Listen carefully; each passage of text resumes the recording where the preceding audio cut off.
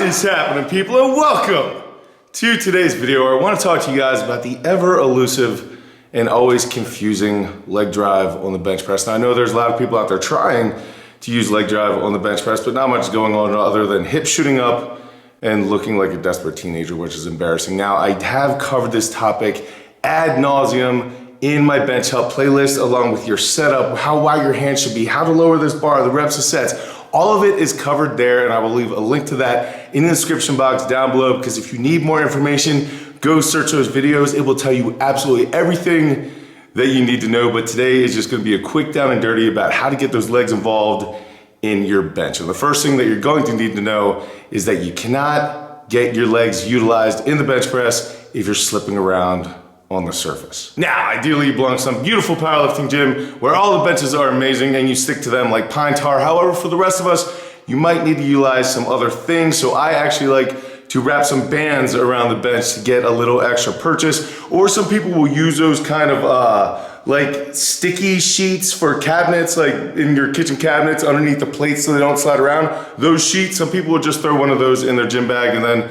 they're good to go as far as that on their bench day. Second thing you should probably know about leg drive on the bench press is that your legs need to be initiated from the moment that that bar is unracked. So much, in fact, so that if you were getting ready to descend with a barbell, if someone walks past you and runs into your leg, it should not budge. Your legs should be that strong. And as you start descending with that barbell, that initiation of your legs just gets tighter and tighter. Right here, you gotta think about like descending with a bar on a squat. Your legs aren't actually pushing up yet, but they are definitely not in a passive state. They are engaged. And same thing here. As that bar is coming down to your chest, you want to increase the initiation in your legs because it's getting ready to explode. So as the bar comes down, you're going 70, 80%, 85, 90, 95%. As that bar touches your chest and you are free to release it, that brings us to point number 3, which is when you go to 100% leg drive, it needs to be trying to slide you up the bench, like north on the bench, as if you had a spotter, you'd be trying to spear them in the junk with the top of your head. However, since you have an awesome setup and a bench that you're going to stick to, all of the force that you are generating is going to travel from the floor, up your leg, through your body, into your arms, into that bar, and it can make an absolute amazing difference in how much bench you can actually do.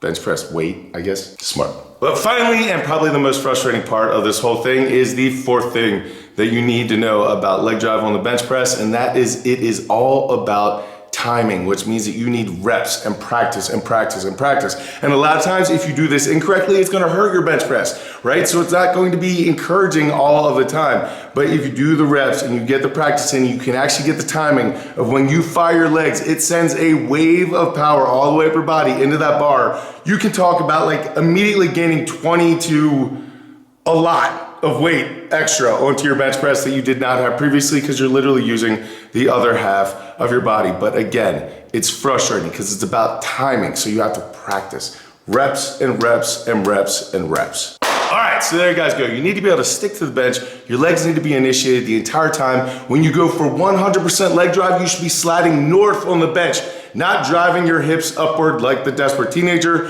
And then finally, it is all about rhythm and timing, because if the timing is off, none of this is gonna matter. And again, none of any of this matters if your hands are in the wrong position or your setup is bad or any of the basic technique stuff is off. So make sure if you have questions about any of that, go down into the description box and click my bench help playlist. It will go over everything. Trust me, 99% of the time when I see someone miss a bench press, it has nothing to do with strength or whether their CNS is fried or their programming is bad. It has to do with technique, all right? I don't know why people are so bad at the bench press, but trust me, go check out those links below. It's gonna take you and teach you different things that are gonna make your bench press just get better and better, tighter and tighter, like making a snowball, right? Like at the beginning, you're just collecting snow, and a lot of people in their bench process are just collecting snow, but eventually, as you get that technique down, you keep practicing it, you start packing that snow into something usable until eventually it becomes something almost dangerous, something violent, or a really, really good, powerful, explosive movement like a bench press. So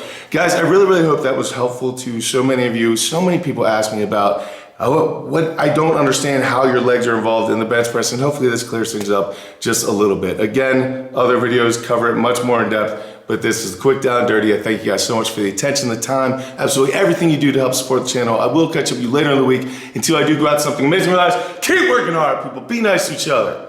It is literally the middle of the night. So hopefully this wasn't gibberish.